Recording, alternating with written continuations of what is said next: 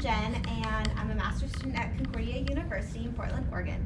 My thesis was on the Geek Fandoms and their relationship to a sense of community and awareness of social justice issues. So you're probably wondering, what in the world is a Geek Fandom? Well, fandom is a group of fans that relate around one pop culture topic, like Harry Potter or Game of Thrones. And then geek is basically just any fandom that isn't sports or music specific related. And I'm really into them, and I thought it would be kind of fun to test them out. So as community psychologists, we know that a sense of community is a term that we use to describe one's connectedness with the community. And so I used the brief sense of community scale in my research. And then I wanted to bring in the awareness of social justice piece, and because a lot of these geek fandom topics are talking about social justice things like Harry Potter and how muggles are constantly being attacked because Voldemort doesn't like mudbloods and not true people. So that's what I did. From my literature review, I looked at the history of fandoms, which start all the way back with Sherlock Holmes, and I moved forward into Tolkien and then comics, and then it went into fan studies, which was actually first conducted by psychologists to prove that youth delinquency came from fandoms. And then moving forward into kind of this era was the fan activism, which is when a group fandom basically uses their stuff and their topic to create political movements, which is really cool. So I wanted to know more about, do these geek fandoms create that sense of community and awareness of social justice issues?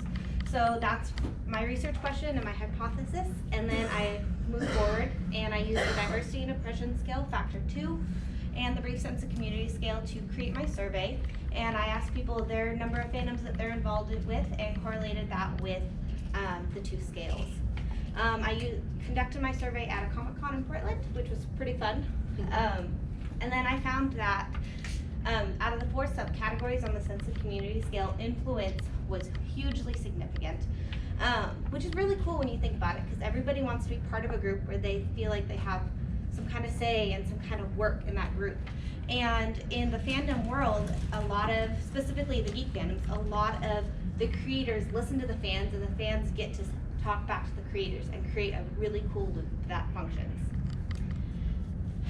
And then I had the diversity and oppression scale, and with that I found that the question about being in a minority group and being physically attacked was significant, which is also going back to the Harry Potter example. Voldemort's attacking the minority group, and that it's not just Harry Potter. You look at things like Hunger Games and Game of Thrones, all of them have that physical attack because of the minority group. So that's my theory on why physical attack relates with it.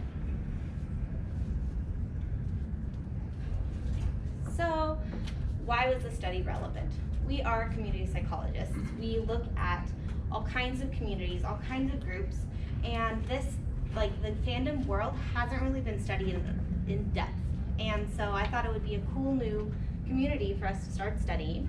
And the geek fandoms want to share. I mean, they've already started their own activism groups, and they want to share our goal and our message without even realizing that we're trying to do that too. So it could create a great feedback loop.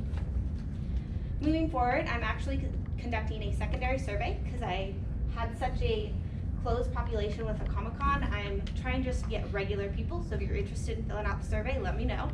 And I just want to see the community psychology world expand their horizons through this.